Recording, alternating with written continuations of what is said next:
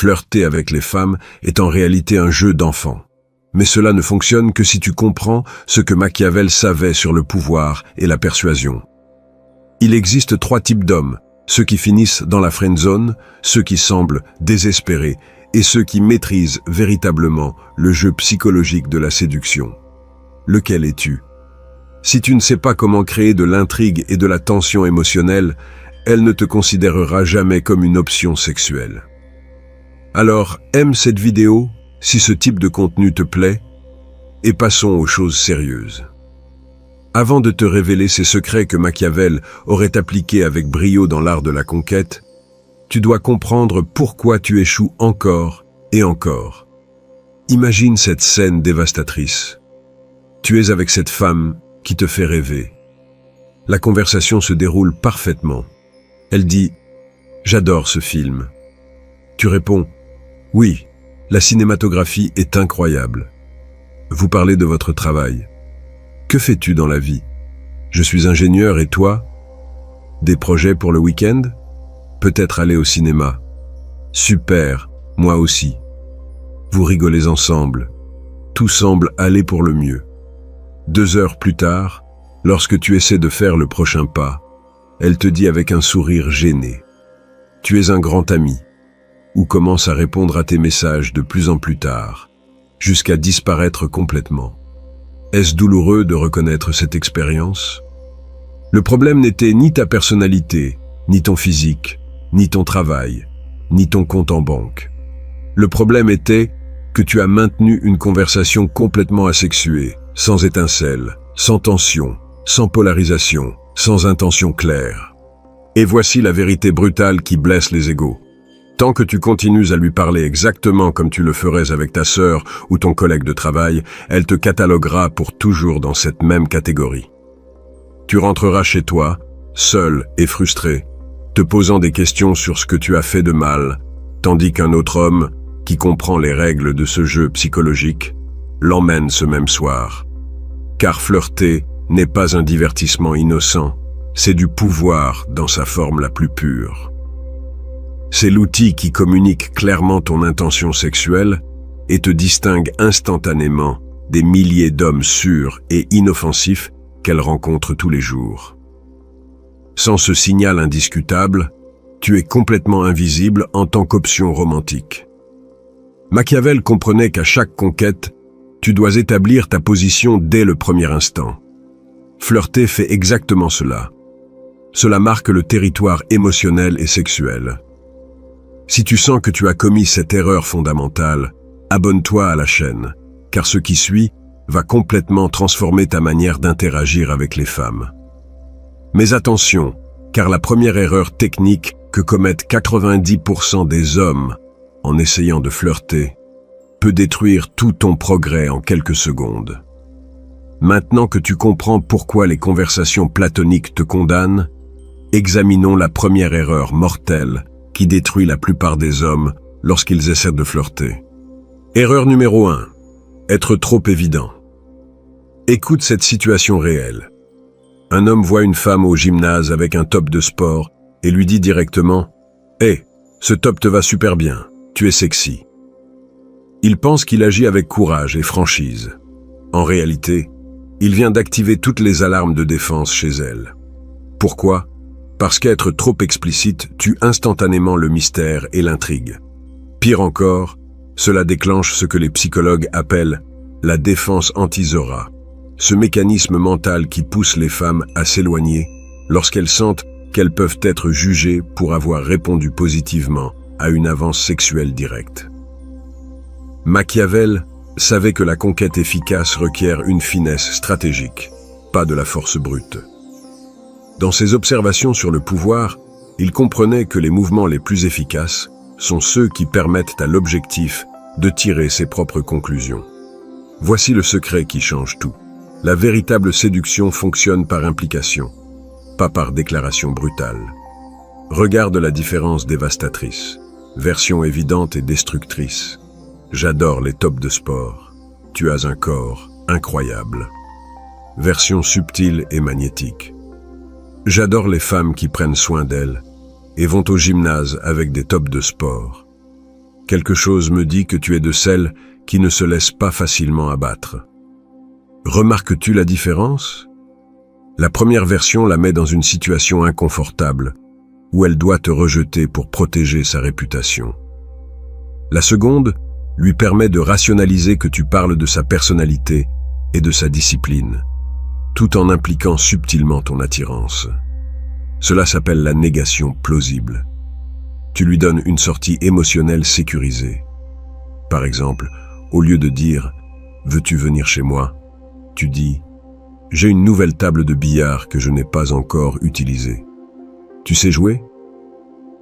Elle peut dire oui, car dans son esprit, elle accepte de jouer au billard, pas nécessairement quelque chose de sexuel, même si nous savons tous les deux où cela peut mener. La subtilité crée de l'intrigue. Cela lui montre que tu n'es pas désespéré. Cela projette que tu as des options et que tu comprends le jeu psychologique. Tout cela communique une haute valeur sociale sans dire un seul mot direct à ce sujet. Si tu penses que maîtriser la subtilité est suffisant, attends de découvrir la deuxième erreur mortelle que commettent même les hommes qui savent déjà être indirects. Maintenant que tu sais éviter le piège de l'évidence, arrivons à la deuxième erreur qui condamne des millions d'hommes à la friendzone la plus profonde. Erreur numéro 2. Utiliser des blagues amicales quand tu dois créer de la tension sexuelle. Observe la différence létale entre ces deux scénarios. Avec tes amis hommes, « Hé, idiot, comment ça s'est passé à ce rendez-vous ?» Ils rient, s'insultent de manière ludique, tout est détendu et sans conséquence. Avec une femme qui t'attire, tu utilises exactement le même type d'interaction décontractée, sans charge sexuelle, sans risque émotionnel. Erreur dévastatrice. Le problème, c'est que le banter masculin est conçu pour créer de la camaraderie, pas de l'attraction. Lorsque tu reproduis cette même énergie avec une femme, ton cerveau la catégorise automatiquement comme un membre du groupe. Voici la différence qui sépare les perdants des gagnants. Interaction platonique. Faisons un high five. Geste complètement asexué. D'accord, sans risque. Interaction sexuelle. Prendre doucement sa main. Maintenir le contact quelques secondes de plus que d'habitude. La regarder dans les yeux pendant que tu le fais. Ressens-tu la différence d'énergie? Le premier geste dit « Nous sommes des camarades ». Le second communique « Je suis un homme et tu es une femme ». Mais voici ce qui est cruel. La plupart des hommes évitent délibérément le second type de contact parce qu'ils ont peur du rejet. Ils préfèrent rester en sécurité dans le domaine platonique sans réaliser que cette sécurité est précisément ce qui les condamne. Machiavel comprenait qu'à chaque conquête territoriale, ceux qui ne risquent pas des positions stratégiques n'avancent jamais. Il en va de même dans la séduction. Sans risque calculé, il n'y a pas de récompense. La véritable confiance se démontre dans ta capacité à prendre ces risques émotionnels et sexuels de manière intelligente. Il ne s'agit pas d'être agressif ou irrespectueux, mais de communiquer clairement ton intention masculine. Regarde comment transformer ta communication. Au lieu de dire « Quelle histoire géniale !» réponse d'ami, dis « J'aime la façon dont tes yeux brillent quand tu en parles ». Observation intime qui crée une connexion. Au lieu de toucher brièvement son épaule comme tu le ferais avec un ami, fais glisser ta main le long de son bras en t'éloignant, créant un moment de tension palpable. La magie réside dans l'intention derrière chaque geste. Lorsque tes mouvements sont chargés d'une énergie sexuelle subtile mais claire, elle le perçoit instantanément et son corps réagit de manière complètement différente. Jusqu'ici, tu as vu 2 erreurs mortelles qui détruisent tes possibilités avant même de commencer. Mais maintenant, voici ce qui est vraiment dangereux. Que se passe-t-il lorsqu'elle décide de te mettre à l'épreuve? Nous arrivons au moment le plus critique. Quand elle décide de t'évaluer. C'est là que se séparent les hommes des enfants, et où la plupart échouent de manière spectaculaire. Les femmes lancent des tests constamment, des commentaires apparemment anodins, des demandes étranges, des provocations subtiles. Elles ne le font pas par malice, mais pour calibrer ton niveau de confiance et de valeur sociale. Scénario typique. Tu es en train de lui parler, et soudain elle dit « Tu portes toujours cette chemise ? C'est assez intéressant. » Son ton est joueur, mais avec une pointe tranchante. 95% des hommes répondent quelque chose comme « Oh non, j'en ai beaucoup d'autres » ou « Tu n'aimes pas ? Puis-je me changer ?» Erreur fatale. Tu viens de démontrer que son opinion te déstabilise.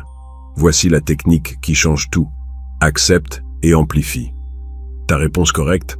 Tu as raison, cette chemise est mon arme secrète. Je l'utilise quand je veux que les femmes ne puissent pas s'empêcher de critiquer mon style. Ça fonctionne, à chaque fois. Que viens-tu de faire ? Tu as pris son attaque, tu l'as acceptée complètement, et tu l'as amplifiée jusqu'à l'absurde. Maintenant, elle rit au lieu de t'attaquer. Mais ce n'est que le début. La stratégie la plus puissante est de te transformer en prix. Machiavel observait comment les leaders les plus réussis inversaient les dynamiques de pouvoir, faisant en sorte que les autres luttent pour attirer leur attention, au lieu de poursuivre désespérément. Technique du cadre de prix.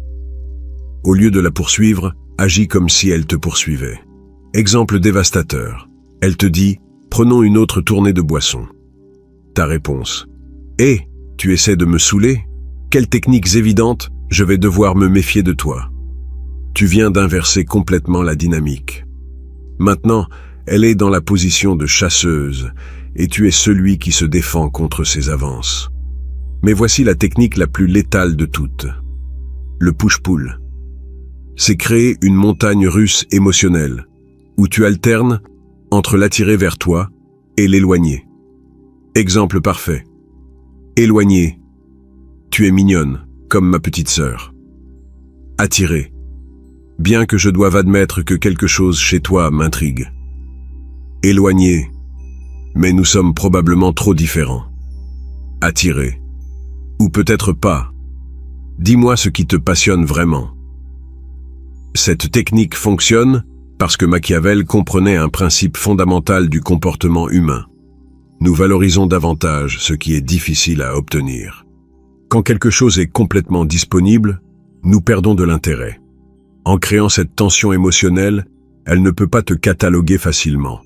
Tu n'es pas le type désespéré qui la poursuit, mais pas non plus l'indifférent qui l'ignore. Tu es imprévisible. Et cela est magnétique.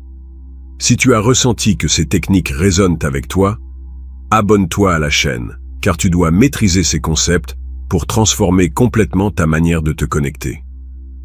La clé est de comprendre que la séduction ne concerne pas la perfection, mais la création d'expériences émotionnelles intenses qui la marquent.